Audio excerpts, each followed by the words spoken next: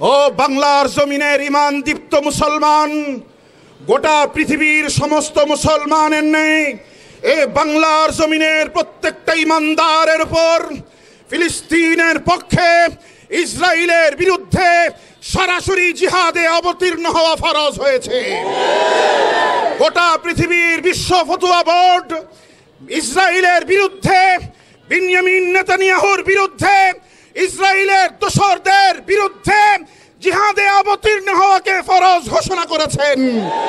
এখন আর ঘরে বসে থাকার সময় নাই, এখন আর কোনো সুযোগ নাই, এখন আর কোনো ছাড় নাই। ইসরায়েলের বিরুদ্ধে যার কাছে যা কিছু আছে তা নিয়ে মাঠে নেমে যেতে হবে। ইসরায়েলের কোনো দোষর পাওয়া গেলে তাকে বাংলার জমিন থেকে বিতাড়িত করতে হবে। কথা ঠিক কিনা? কিছুদিন আগে বাংলাদেশের যে পরিস্থিতি তৈরি হয়েছিল, অনেক দেশপ্রেমী অভিজ্ঞ দেশের চিন্তাশীল নাগরিকেরা বলেছিলেন যে এখন দেশের সেই পরিস্থিতি তৈরি হয়েছে যে দেশের সমস্ত যুবকদেরকে সামরিক প্রশিক্ষণের প্রয়োজন।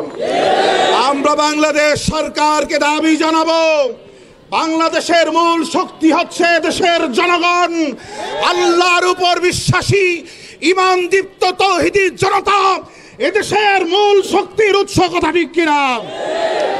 বাংলাদেশ সরকারকে দেশের স্বাধীনতা সার্বভৌমত্ব রক্ষায়, গোটা পৃথিবীতে শান্তি প্রতিষ্ঠার লক্ষ্যে দেশের সমস্ত যুবকদেরকে বাধ্যতামূলকভাবে সামরিক প্রশিক্ষণের ব্যবস্থা করতে হবে। যদি সরকার এই ব্যবস্থা গ্রহণ না করে, ও গোটা বাংলাদেশের যুবক ভাইরা ঘরে ঘরে কাফেরের বিরুদ্ধে নিজেকে প্রস্তুত করার মিশন শুরু করবে। আল্লাহ তাআলা বলেছেন, ওয়াইদু লাহুম মাসতাতাতুম মিন কুওয়া ওয়া মির রিবাতিল খাইল। আল্লাহর শত্রুদের জন্য, জাগতিক জনগণের শত্রুদের বিরুদ্ধে লড়াই সংগ্রাম করবার জন্য প্রত্যেকটা ঘরকে দুর্গ বানিয়ে তুলতে হবে। পৃথিবীর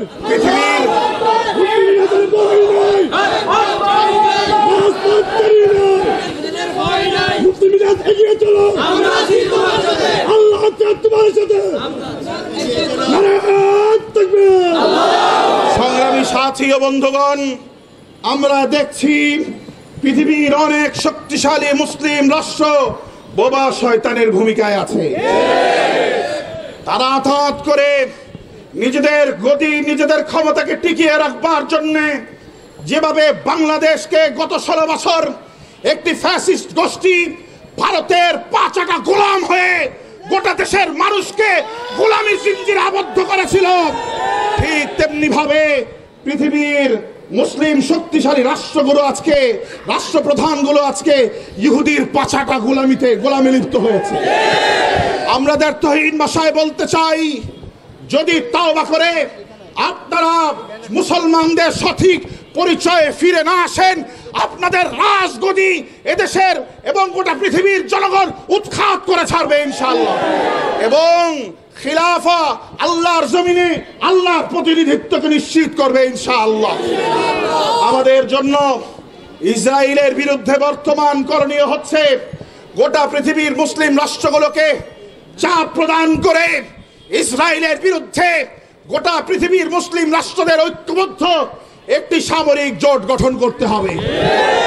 এই সামরিক জোট গঠনের কোনো বিকল্প নাই এবং ইহুদ, ইসরায়েল তার সমস্ত দোসরদের সমস্ত কার্যক্রম পণ্যকে হারাম ঘোষণা করতে হবে। বয়কট বয়কট, আরো জোরে বয়কট বয়কট, বয়কট বয়কট। দিয়েছি তো রক্ত, দিয়েছি তো রক্ত, রক্তের বন্যায়